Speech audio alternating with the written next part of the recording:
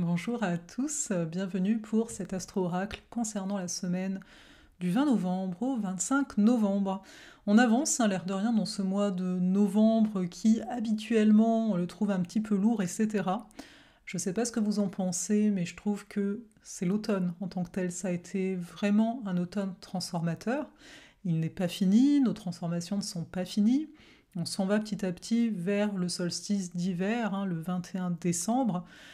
Donc c'est comme une invitation à descendre à l'intérieur de nous toujours un petit peu plus. La semaine dernière, on a eu des aspects assez importants, on n'en a pas eu forcément beaucoup.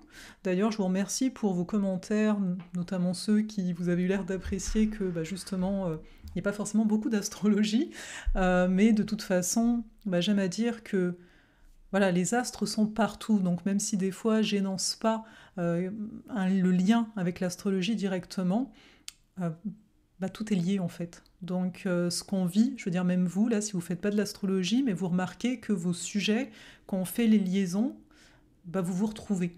Donc voilà, mais en tout cas, merci beaucoup, ça m'a beaucoup touchée. Et donc là, on va un petit peu faire un bilan de la semaine dernière, simplement parce que la semaine dernière, il y a quand même eu un aspect assez important, la conjonction Soleil-Mars. Donc j'en ai pas parlé comme ça la semaine dernière, mais bon, c'est pour cette semaine.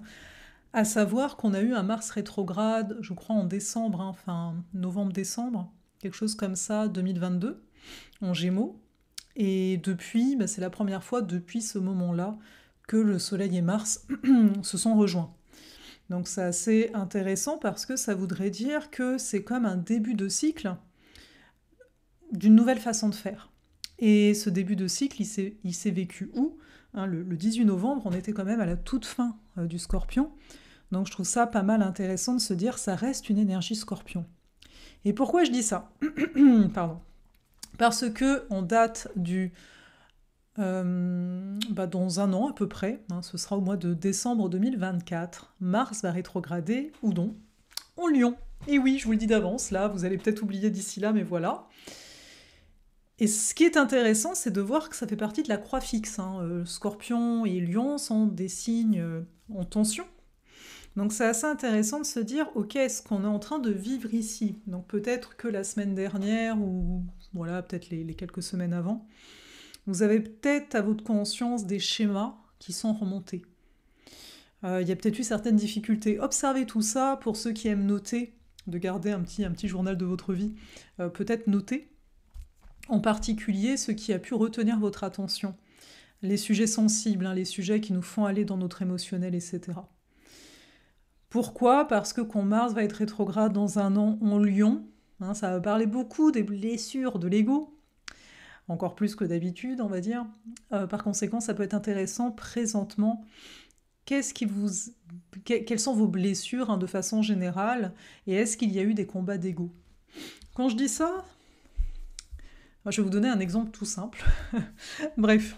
Alors je dis pas qu'il y aura un lien, en tout cas j'espère pas forcément, dans mon cas, dans un an.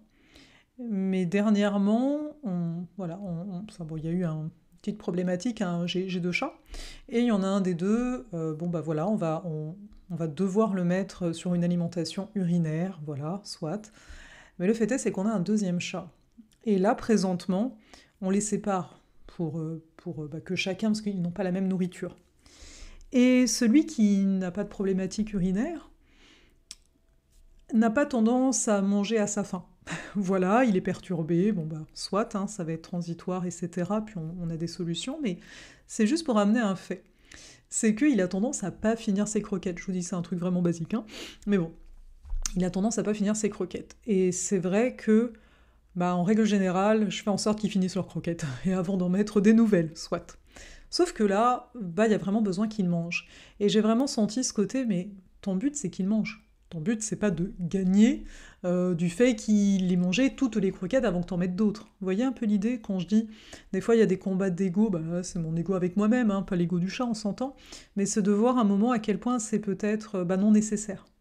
Et de remettre en fait dans son centre, c'est quoi le réel but? C'est un moment, c'est de dire, est-ce que je tiens bon sur cette règle-là, peu importe pourquoi, comment, on n'est pas là pour ça. Ce qui est important, c'est aujourd'hui. C'est quoi l'objectif? Voilà, c'est qu'il mange. bon bah tu vas peut-être lâcher un petit peu ça. Tu vois, ça va pas te tuer. Et cette notion de ça va pas te tuer, donc observez-vous peut-être dans votre quotidien, il y a peut-être des choses sur lesquelles bah, vous tenez tête, ça peut être par rapport à vous-même, hein. Et là de dire mais c'est quoi mon but en fait? C'est que cette règle soit toujours respectée, même si elle n'a pas forcément de sens, même si on peut en trouver du sens, hein. On pourrait dire bah oui, mais c'est mieux pour X raison. Voilà, c'est un exemple tout bête, mais quand je parle un petit peu de jeu d'ego, c'est ça. C'est ces moments où on a envie de gagner, même si on ne le dit pas comme ça.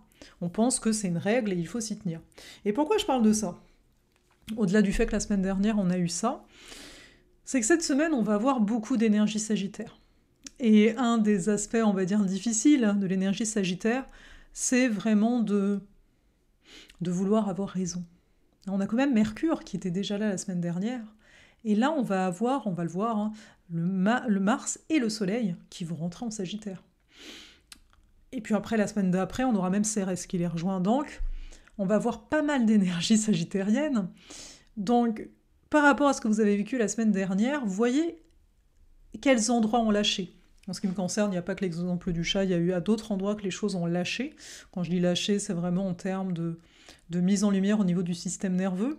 On s'en est un petit peu parlé, je crois, dans la vidéo sur l'anxiété et l'astrologie. Si vous ne l'avez pas vue, n'hésitez pas, elle est sur la chaîne. Elle est sortie la semaine dernière. Mais vraiment, c'est ces prises de conscience qu'on a un fonctionnement, on va dire, conscient, et on a un fonctionnement qui est en reliance à notre système nerveux. Et souvent, c'est séparé. C'est-à-dire que des fois, vous allez dire « mais je comprends pas, j'ai tout compris, j'ai fait des changements, mais comment ça se fait que c'est toujours là ?» Bah ouais, mais peut-être que t'as pas été au niveau du corps. Quand j'ai au niveau du corps, c'est pas forcément faire du yoga, même si le yoga, dans sa philosophie, il y a une notion de respiration, donc quelque part, il y a une régulation qui est voulue du système nerveux, etc. Mais bon, c'est pas parce que tu fais du sport ou que juste tu médites ou juste que tu respires une fois de temps en temps, il y a peut-être quelque chose de plus profond. Donc, soit dit au passage, il va y avoir Astrosophale, l'espace membre dont je vous parle de plus en plus, que l'ouverture va arriver, et ce sera pas ouvert tout le temps, où on va se parler de ce genre de choses, parce que pour moi c'est essentiel de comprendre c'est quoi vos mécanismes en fait qui sont mis en place pour les voir, pour espérer les voir, parce que souvent c'est très inconscient, on s'entend. Mais voilà, donc avec une énergie Scorpion, il y a pu avoir des choses comme ça qui ont été mises en lumière. Mais donc, cette semaine, une grande introduction, on a plein de choses. On a plein de choses, on a un début de semaine, là je parle de lundi, mardi, avec de très beaux aspects, Soleil-Pluton en sextile, Mars-Pluton en sextile. Donc en fait, il y a comme une facilité d'aller en profondeur, il y a peut-être une plus grande facilité de se concentrer. La concentration, elle peut être difficile jusqu'ici, pour des projets ou quoi que ce soit. Mais là, c'est de voir, bien sûr, ça parlera toujours pas à tout le monde, je vous le dis à chaque fois, mais voilà, vous prenez ce qui résonne. Mais il y a vraiment une possibilité, là, si vous vous dites, il y a quand même des affaires que j'aimerais bien terminer, finaliser. Les bons aspects à Pluton peuvent aider à ça. S'il y a des choses qui ont besoin d'être dites, qui sont vraiment très importantes pour vous, ça peut être un bon moment aussi, parce qu'il peut y avoir une facilité de s'affirmer, en fait, de prendre en main son pouvoir personnel pour dire, mais attends, il est temps que je nomme les choses, si je les nomme pas, ben voilà, l'autre va pas deviner. Et suite à ça, donc le 22 novembre, on a l'arrivée du Soleil en Sagittaire. Changement d'ambiance, changement d'énergie, on prépare doucement la pleine lune en Gémeaux, soit dit au passage. Donc le bon aspect ici que ça peut nous donner, la différence majeure entre le Scorpion et le Sagittaire, au-delà des éléments, moi j'aime à considérer ce qu'on appelle les croix ou les modes en astrologie, à savoir qu'on passe d'une énergie fixe, qui était très forte, parce que le taureau en face il est fixe aussi, et il y a Uranus-Jupiter, on passe à une énergie mutable. Qui dit mutable, c'est peut-être des choses qui vont changer plus facilement à l'intérieur de nous. Tu vois, on ne parle pas ici de transformation, on parle d'une ouverture aux propositions de la vie. Bien sûr, ce soleil, qui va être suivi de Mars, en Sagittaire, sont gouvernés par Jupiter, qui lui est en Taureau, donc il y a toujours une volonté de sécurité. L'un d'entre vous m'avait dit en commentaire, j'ai pas l'impression vous savez, on avait l'axe des nœuds en Taureau-Scorpion, il m'avait dit, mais j'ai pas l'impression qu'on est sorti de ça, parce qu'il y a beaucoup d'énergie, Scorpion-Taureau, et en fait, quelque part, cette notion de sécurité, elle est toujours très importante. C'est simplement, quand on parle de sécurité, c'est la sécurité de base, c'est, quand je parle de système nerveux, c'est quand le système nerveux, il est régulé. Si tu te sens en insécurité, c'est que ton système, il est en survie. Si t'es en survie, t'es pas à même de... Enfin, c'est comme si t'avais pas accès à toutes tes ressources, en fait, parce que ton système, lui, il pense à survivre. Donc il n'arrive pas forcément à se mettre dans certains états que tu pourrais vouloir en termes de croyances, etc.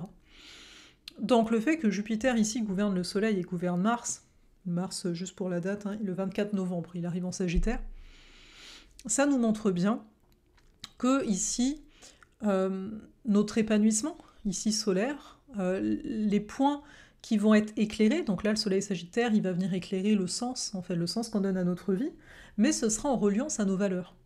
C'est finalement, est-ce que les valeurs, c'est-à-dire les choses que je dis importantes pour moi, est-ce que ça va dans le même sens que comment je perçois la vie, que ma philosophie de vie, que mes croyances? Donc il y aura possibilité d'ajustement. Mais par conséquent, ça explique aussi pourquoi le Soleil, il arrive le 22 novembre en Sagittaire, et il va être en tension à Saturne en Poisson. Donc, c'est toujours des périodes où on dit, c'est peut-être, pour moi, le soleil, c'est aussi l'énergie vitale. Donc, on peut être un peu plus fatigué. Mais donc, ça veut dire quoi? À toi de te mettre des cadres, à toi de te mettre des limites. En fait, c'est toujours comme ça quand on a un carré à Saturne, c'est soit les limites viennent de l'extérieur, ah, je tombe malade, oh, voilà, on m'a donné l'ordre de ci ou de ça, oh, il y a un animal qui tombe malade, pourquoi pas. Bref. Et c'est là où on se sent... on n'est pas bien, quoi, parce qu'on se sent obligé. Mais si c'est moi qui décide, vous voyez, le côté responsable de Saturne, si c'est moi qui décide de dire, bah là, tu vois, aujourd'hui, tu feras que ça. Voilà, vous avez compris le principe, en tout cas, ça vient de nous, on le vit mieux. Et pour moi, le Soleil carré Saturne, c'est vraiment une proposition dans la semaine à venir nous limiter, mais pour le bien. Donc à comprendre, ok, là, je dois apprendre à peut-être protéger d'une certaine façon mon énergie. Et en même temps, donc Mars, lui, ce sera le 25 novembre, donc beaucoup plus proche de la semaine suivante, qui va commencer à former son carré, mais on pourra le ressentir cette semaine. Et là, c'est de voir, c'est au niveau de ce qui nous motive. Alors pour certains, ça peut ressembler à une démotivation, pour d'autres, Mars carré Saturne, pour d'autres, ça peut ressembler à de la frustration, pour d'autres encore, ça n'avance pas assez vite, frustration, impatience. Mais encore une fois, ça c'est si on se met en mode attente. Parce que le Mars, alors déjà le Mars, c'est qu'est-ce qui me motive à agir? Il va être en Sagittaire, ce qui nous motive à agir, c'est donner un sens. Et c'est un peu la question, quand tu te lèves le matin, c'est quoi qui t'amène à te lever du lit? Alors peut-être pour beaucoup, ça va être, pas parce que je suis obligée, mais hésite pas quand même à te poser la question, voilà, si t'avais pas ton travail qu'il t'obligeait, qu'est-ce que tu ferais? Au-delà des obligations, des courses à faire, du ménage, tout ça, des enfants, pour certains aussi, c'est quoi qui te motive vraiment, tu vois? C'est quoi le moment dans ta journée où quelque part, voilà, c'est celui-là, c'est le Saint Graal. Je te le dis de suite, s'il n'y a rien qui te vient, c'est possible que tu sois épuisé, que le système nerveux soit épuisé. Donc c'est naturel, il ne faut pas non plus chercher pendant 20 ans. Mais s'il y a quelque chose qui te vient, même si c'est quelque chose qui n'est pas là tous les jours forcément, simplement peut-être relie-toi à ça, et vois peut-être comment mettre un peu plus de ça et un peu moins d'autres choses quand c'est possible. Là, on n'a pas tout sous la main. Mais c'est de comprendre ça. Donc le Mars Sagittaire, il a besoin aussi d'objectifs. Et ce qui est intéressant avec le carré de Saturne, c'est on nous dit, d'accord, mais peut-être d'objectifs dans le temps.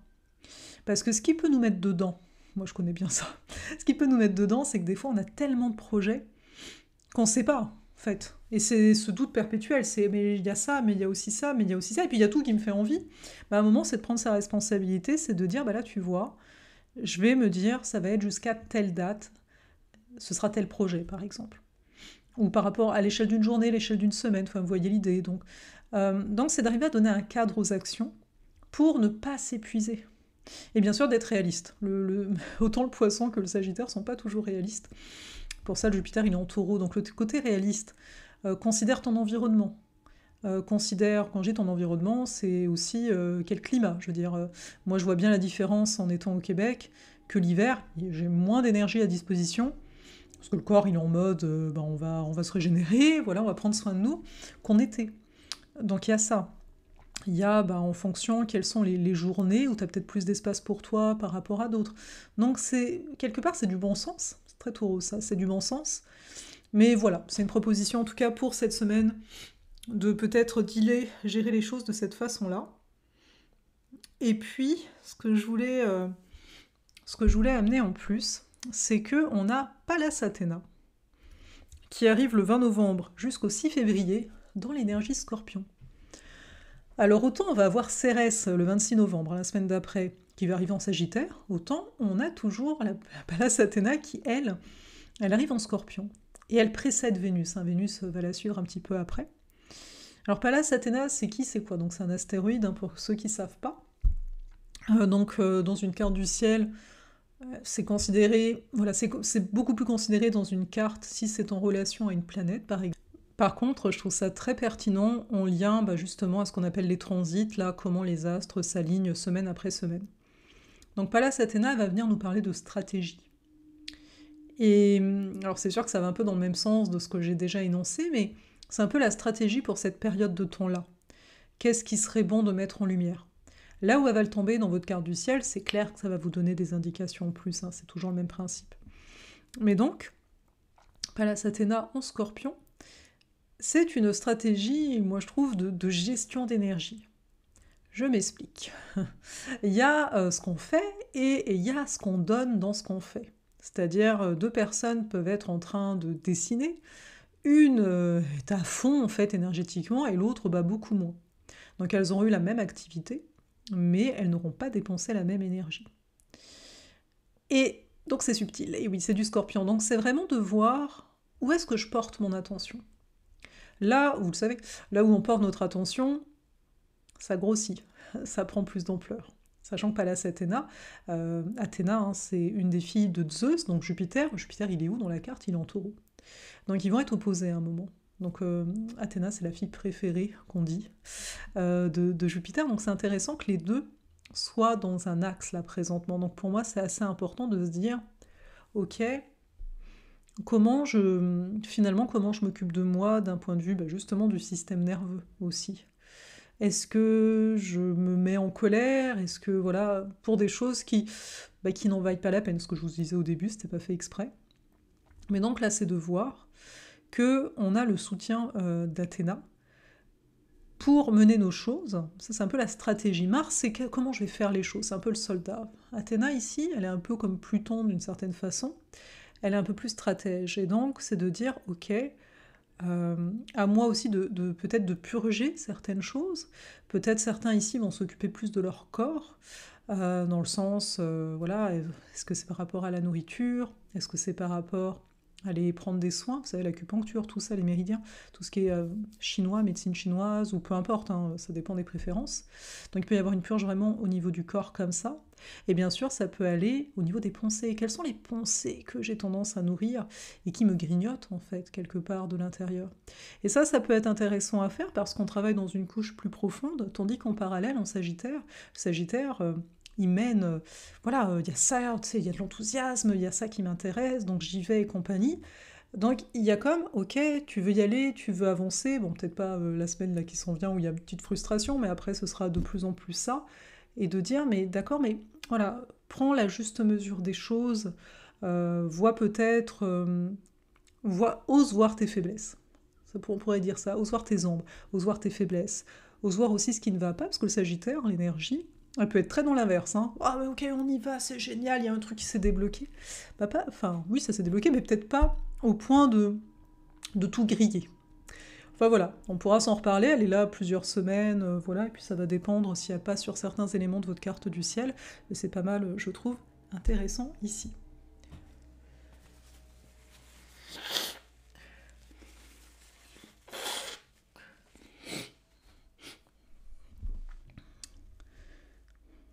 Je vais vous souhaiter une très belle semaine. Je vais vous inviter aussi, parce que c'est bientôt, hein, le 26 novembre s'en vient, donc il y a la semaine gratuite, hein, les 6 conférences de 2024 de la dualité à l'union. Les replays sont accessibles une semaine, seulement à ceux de la liste, là sur le coup, ce sera vraiment ça. Donc n'hésitez pas à vous inscrire, même si vous n'êtes pas disponible à l'horaire des dates. Vous n'êtes pas obligé de regarder tous les ateliers, bien entendu, hein. Il y a peut-être des thèmes qui vont plus vous intriguer que d'autres. Et puis pour moi, ça va être l'occasion de vous présenter Astrosophale et Astrofundis, parce qu'en fait, Astrosophale, ce sera pour le monde qui veut de la guidance, hein, parce qu'il y aura un agenda du mois, etc. Je vais vous accompagner par rapport à votre carte du ciel, bien sûr, voilà. Enfin, je vous en parlerai davantage comment ça va se passer. Et puis Astrofundi, ce sera pour ceux qui connaissent déjà très bien l'astrologie, qui veulent approfondir certaines facettes. Donc voilà, j'ai prévu un peu de choses annuelles comme ça. Et pour moi, c'est annuel simplement parce que au niveau de mon énergie, justement, j'aime bien le fait qu'on embarque ensemble pour une certaine durée. Je vais pas laisser les portes ouvertes tout le temps, donc les portes là elles vont être ouvertes, puis elles se fermeront, elles se rouvriront à d'autres moments. Mais voilà, donc on s'en parlera lors de cette semaine. J'ai bien hâte en fait, parce que ça fait un moment que je suis en train de couver. Ça fait au moins un an en fait, je prends vraiment le temps avant de vous amener des choses, et c'est ça qui est beau, c'est que plus j'approche de la date, plus il y a des idées qui me viennent, et je sais que ce que je vais vous proposer, ça va évoluer, je veux dire, même au cours de l'année en fait. Voilà, justement, tu sais, moi j'aime bien... on va pas trop en mettre, parce que je peux trop m'en demander, tu sais, en termes de caractère, etc. Et après, c'est du genre, ah, il y en a trop. Mais je sais que, voilà, ensemble, on va pouvoir créer aussi quelque chose. Donc, oui, c'est un espace, mais où je serai vraiment à l'écoute aussi de ce qui peut être intéressant, amener peut-être en plus de ce qui est proposé initialement. On va se laisser le temps. Allez, je vous dis à la semaine prochaine. On a une nouvelle lune le 27 novembre d'ailleurs, donc je pense que d'ici là, je vais œuvrer pour faire la vidéo de pleine lune.